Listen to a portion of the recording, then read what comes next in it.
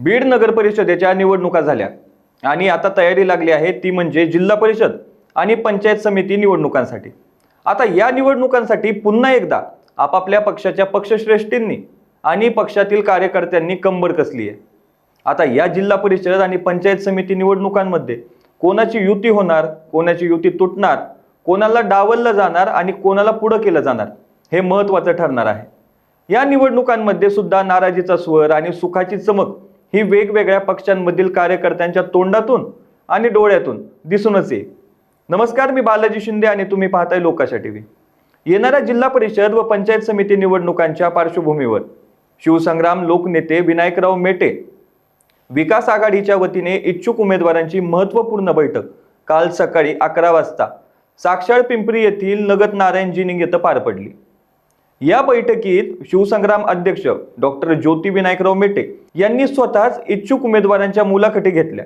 यावेळी शिरूर, गेवराई व बीड तालुक्यातील जिल्हा परिषद व पंचायत समिती निवडणुकांसाठी इच्छुक असलेल्या शिवसंग्रामच्या उमेदवारांचा सामाजिक सहभाग, संघटनात्मक कामगिरी, स्थानिक प्रश्नांची जाण, जनतेशी असलेला संपर्क तसेच पक्षविचाराशी असलेली निष्ठा या बाबींचा सखोल आढावा ज्योती मेटे यांनी मुलाखती दरम्यान घेतलाय।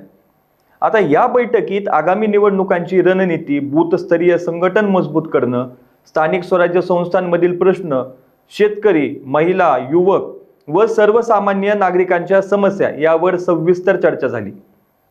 संघटन मजबूत करूया, परिवर्तन घडवूया हा नारा देत शिवसंग्रामच्या माध्यमातून सक्षम अभ्यास व जनतेसाठी लढणारं नेतृत्व उभं करण्याचा निर्धार ज्योती मेटे यांनी यावेळी व्यक्त केलाय। विचारांना पुढे नेत राजकारणातून जिल्हा परिषद व पंचायत समिती निवडणुकीला सामोरे जाणार असल्याचं त्यांनी स्पष्ट केलंय। अशाच ताज्या अपडेटसाठी लोकाशा टीव्हीला सबस्क्राईब करा आणि लाईक करायला विसरू नका।